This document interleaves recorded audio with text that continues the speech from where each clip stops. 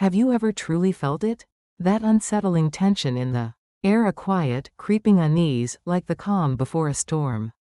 It's as if the very fabric of reality is trembling, as though the world itself is holding its breath, teetering on the brink of something vast, mysterious, and irreversible. In the unfolding chapters of 2025, this sensation has only grown louder. What once was a faint whisper in the background of our lives has now become a deafening chorus, echoing across continents, cultures, and consciousness. Throughout history, voices from both ancient prophecies and contemporary spiritual visionaries have spoken of a pivotal age, a moment of reckoning for humanity. It seems we are standing at the threshold of that age now. And in this critical hour, two names rise to the forefront: Brandon Biggs and Craig Hamilton Parker. These modern-day seers have each received profound visions of what lies just ahead. Their revelations are haunting, deeply unsettling, and yet impossible to ignore. So what do they see approaching on the horizon? And perhaps more importantly, what deeper truths do their visions awaken within us?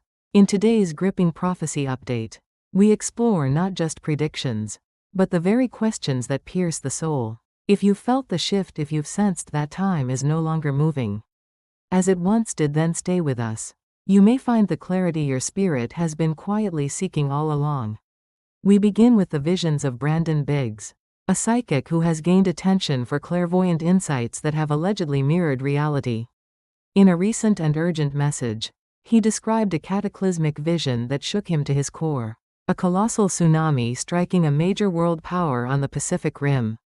This was not merely a natural disaster in his eyes. It was, as he described it, a final verdict for a world losing its conscience. In my dream, he recounted, black walls of water, dozens of meters high, roared from the depths of the Pacific, screaming as they crashed ashore, as if nature itself was in a rage. Cities were submerged in an instant. The screams for help, the houses, bridges, and cars swept away like toys. But the most horrifying part wasn't the raw power of the wave. It was the chilling emptiness in the eyes of the people, a void in the final moments of despair. While Brandon did not name the specific nation, his description paints a vivid picture.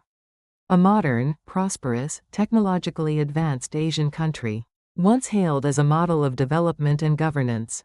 In his vision, he saw this land split in two by a massive geological fault, the sea rushing in to swallow everything humanity had built. Skyscrapers, symbols of progress, crumbled in seconds, while the populace fled in a terror that was disturbingly disoriented. But what does a vision like this truly mean? Is it a literal prediction, or a powerful metaphor?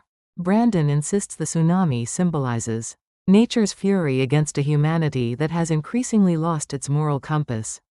He said, when morality ceases to exist, when compassion vanishes, you don't need weapons of mass destruction. Nature itself will speak. The disaster, in his view, is a final test. When catastrophe strikes, how will we react? Will we turn to each other in support? Or will we trample one another to survive? Will we beg for forgiveness, or continue to deny our responsibility? He emphasizes a point that resonates with many spiritual traditions. Disasters are rarely random. He believes our relentless destruction of nature, our insatiable greed, and our departure from core ethical values have thrown the earth out of balance. The tsunami is just the final, visible manifestation of a chain reaction that we, ourselves, initiated. Have we not seen this pattern before, in the Great Flood? Stories of ancient civilizations, from Noah's Ark to the Epic of Gilgamesh, where divine or natural forces rise to cleanse a world that has lost its way. In his dream, the horror was compounded by a chilling detail. The warning systems were disabled. Major media channels fell silent. The crowds panicked, not knowing who or what to believe. He said the most haunting cries for help came not from the heart of the collapse, but from those left behind: the children, the elderly, those with no chance to flee. And in that chaos, he saw their expressions clearly: not fear, but a complete and utter loss of direction. This, he believes, is the terrifying result of a society that has lived in comfort for too long, forgetting its true survival instincts and its ability to feel the truth. Brandon concluded his vision with a stark warning. The tsunami is not as frightening as a society that has lost its soul. But the warnings don't stop at the shoreline. Brandon Biggs's visions extend inland, describing a global seismic event that unfolds like a domino effect. The ground cracks open, he describes, as if torn apart by an unseen hand. Rivers of red-hot lava surge from deep within the earth, incinerating everything in their path. These are not isolated earthquakes, but an interconnected chain reaction. A crisis that ripples from one continent to another, leaving no nation untouched. He sees this not as sensationalist fear-mongering, but as a global wake-up call to a humanity asleep in the false light of a superficial civilization. In the United States, he sees these cracks appearing not just in the earth, but in the heart of society. He describes scenes of great financial towers shaking, stock exchanges grinding to a halt, and people rushing to withdraw their money as faith in the financial system collapses like a house of cards. He sees the deep polarization that drives people to defend their own faction, rather than seek the truth. In Canada, his vision is even colder. Not an earthquake of the ground, but a chilling abandonment of faith. He describes empty churches, spiritual leaders who cater to social trends instead of speaking truth, and a generation that no longer knows the name of God. He calls it an invisible earthquake, where moral values are submerged without a sound. A peril far greater than any natural disaster. He asks a piercing question: how advanced is a planet if the spirits of its inhabitants have gone silent? We spend billions to explore the cosmos, but not a few minutes to examine our own souls. The most frightening part for Brandon is the overlap between his visions and our unfolding reality. He sees financial centers shaking, and then global markets tremble. He sees developed nations turn from traditional values, and then social instability spreads. He sees people losing their direction, and then anxiety, depression, and mental health crises rise to unprecedented levels. We are, he insists, entering an earthquake, not just of the earth, but of the human soul.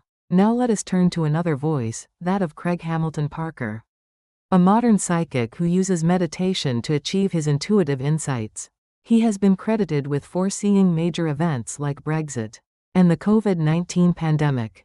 His predictions for mid-2025 are no less startling. Among his most controversial claims is a warning that a major nation faces the risk of collapse. Though he doesn't name it, the signs he describes internal fractures in the economic and political system bear a striking resemblance to the current situation in China. He sees this not as a sudden, explosive crisis, but as a soft collapse that begins with cracks spreading from within. Since 2023, China has faced mounting bad debts, the bankruptcy of real estate giants like Evergrande, and stagnant growth. IMF reports have pointed to pressures from an aging population and declining consumer confidence. Parker, through his meditation, sees images of internal turmoil, large-scale protests, and sudden shifts in power, painting a picture of a nation at a crossroads. Parker's visions also turn to the volatile situation in the South China Sea. He warns of a potential military clash or a serious accident in the region around mid-2025, possibly involving the United States, China, and Australia. This prophetic warning hangs over a region already simmering with tension. In April 2025, the U.S. and the Philippines launched their largest ever Balikatan joint military exercises. Meanwhile, China has increased its military drills, deploying warships near Australian waters. The stage is set, and as Parker warns, even a small incident, a collision between a submarine or an aircraft, could ignite a much larger crisis, drawing in multiple nations and impacting the entire globe. Both prophets see these geopolitical tensions and natural disasters as interconnected. Parker suggests the Earth is sending signals, reflecting the consequences of human behavior. He points to events like the deadly 7.6 magnitude earthquake in Japan in early 2024, and the powerful eruptions of Mount Etna and Stromboli in Italy as examples. Are these isolated events, or are they, as Parker believes, a result of our thoughtless actions towards the environment? He stresses that if we do not change our ways, similar disasters will continue, and with even greater severity. In this context of prophetic warnings, we see real-time weather events unfolding. A low-pressure area in the Philippines is threatening to become the first typhoon of the month. Meanwhile, in the South China Sea, tropical storm Utip has intensified, heading towards China's southern coast, prompting emergency responses. The predictions and reality seem to be moving in parallel, creating a picture that is hard to ignore. So, in a world shaken by prophecies of collapse, conflict, and cataclysm, where can we find hope? What is the ultimate message behind these terrifying visions? For both Brandon Biggs and Craig Hamilton Parker, the answer does not lie in politics or technology, but within the human heart. Parker once said, "What happens on the outside is just a reflection of humanity's inner energy." He believes that prayer, meditation, and righteous living are the only forces that can truly shift our destiny. If 2025 is indeed a year of purification, it is not just a period of crisis, but an opportunity for humanity to be reborn in consciousness. His predictions are not meant to incite panic, but to act as an alarm clock for a slumbering world. Brandon Biggs echoes this sentiment. He affirms that his visions, however severe, are never meant to spread despair. They are a final reminder that humanity still has a chance if we choose to stop, reflect, and live in accordance with our innate goodness. He tells an ancient story from China, where during a time of plague, the sick would write down the mistakes they had made in their lives and release them into the water. A form of confession to heaven and earth, vowing to change their ways. Miraculously, legend says, many were healed. This isn't just a spiritual tale, it's a profound psychological therapy. When we confront our own errors with honesty and sincerity, true healing, both physical and spiritual, can begin. True faith, Brandon insists, is not found in rituals, but in action. It is not about attending a service once a week, but about living with kindness every day.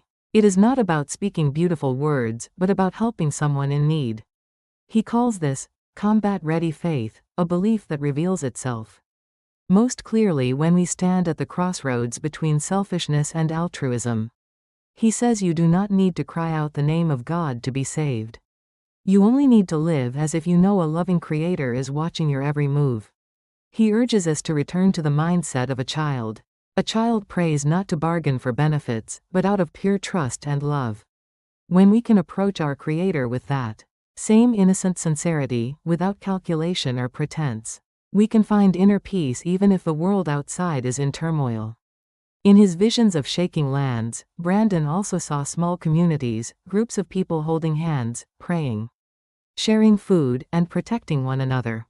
These were spiritual safe zones in a sea of crisis, protected not by walls or weapons, but by compassion and faith. He promises that while the storms will come, some will stand firm. They are not richer or stronger, they simply live more righteously. The true crisis is not a tsunami or an earthquake. The true crisis is when humanity loses its ability to love, its faith, and its direction. When that happens, the world becomes a desert, even in times of peace. Conversely, when we hold on to faith, we can find hope even amidst the ruins. So what must we do? The greatest preparation is not to stock food or build a bunker, but to prepare our inner selves, to be ready to face any loss without losing who we are. The greatest earthquake is the shift in our own souls. If you can hold on to the goodness within you, you have already survived. Be wary of false faith, the kind of belief that thinks performing rituals is enough for protection. That faith is like paper armor in a real battle. Only true faith, proven through acts of forgiveness, compassion, and love, can be a real foundation when the storms arrive. We cannot choose our circumstances, but we can always choose how we respond. Every day, with every choice, you are either building a sturdy house on a rock, or a flimsy hut on the sand. When the storm comes, the truth will be revealed. In the end, the message from these visions is both simple and profound. Do not panic. Live right. This is not a slogan, it is a compass for our chaotic times. Living right means living with a conscious, kind, and courageous heart. It is the belief that a better world is possible. And it begins with the transformation of our own spirit. It is the quiet, steadfast faith that we are not alone, and that after the storm, there is the promise of a new dawn. A time when the Creator may return to heal our world and uplift our souls. Thank you for joining us at Pure Mind Think. What are your thoughts on these prophecies? Share your perspective in the comments below. And if this message resonated with you, Please subscribe to our channel for more content that seeks to enlighten the mind and nourish the spirit. Stay hopeful and live with purpose.